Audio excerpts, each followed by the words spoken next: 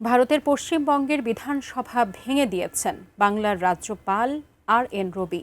এতে পশ্চিমবঙ্গে শেষ হল মমতা বন্দ্যোপাধ্যায়ের দীর্ঘ ১৫ বছরের শাসনকাল। ২০১১ সালে প্রথমবার মুখ্যমন্ত্রী নির্বাচিত হন মমতা বন্দ্যোপাধ্যায়। এরপর টানা ৩ বার মুখ্যমন্ত্রীর দায়িত্ব পালন করেন এই তৃণমূল কংগ্রেস নেত্রী। আরও জানাচ্ছেন রাইহান মুন্সি। কেন, কিসের জন্য? আমরা তো হারিয়ে নিয়ে যাব। হারলে আমি যদি শপথ নিতে যেতাম তাহলে আমি রেজিগনেশনটা করতাম। এখন তো কোয়েশ্চেন ডাজন্ট অ্যারাইজ।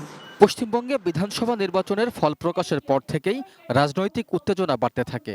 ভোটে কারচুপির অভিযোগ তুলে পদত্যাগে অস্বীকৃতি জানান মমতা বন্দ্যোপাধ্যায়। তবে সাংবিধানিক প্রক্রিয়া অনুযায়ী মেয়াদ শেষ হওয়ায় বৃহস্পতিবার বিধানসভা ভেঙে দেওয়ার নির্দেশ জারি করেন রাজ্যপাল আর.এন. রবি। ফলে বিলুপ্ত হয় মমতা বন্দ্যোপাধ্যায়ের মন্ত্রিসভাও। একই সঙ্গে শেষ হয় মুখ্যমন্ত্রী হিসেবে মমতার দায়িত্বকাল। নতুন সরকার শপথ নেওয়া পর্যন্ত অন্তর্বর্তীকালীন দায়িত্ব পালন করতে পারেন রাজ্যপাল। ২০১১ সালে বামফ্রন্ট সরকারের দীর্ঘ ৩৪ বছরের শাসনের অবসান ঘটিয়ে প্রথমবার পশ্চিমবঙ্গের মুখ্যমন্ত্রী হন Mamata Bandyopadhyay.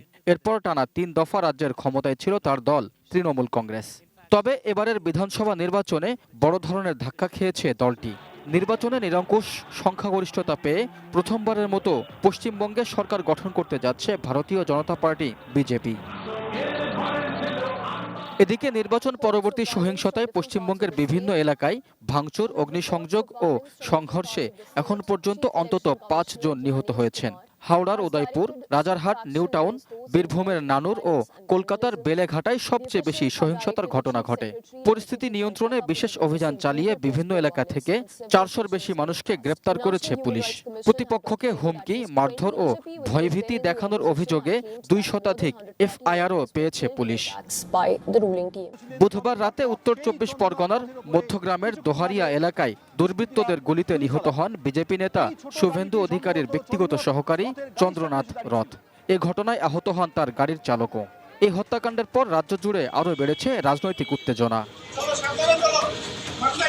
Raihan Munshi, desk report, ATN news.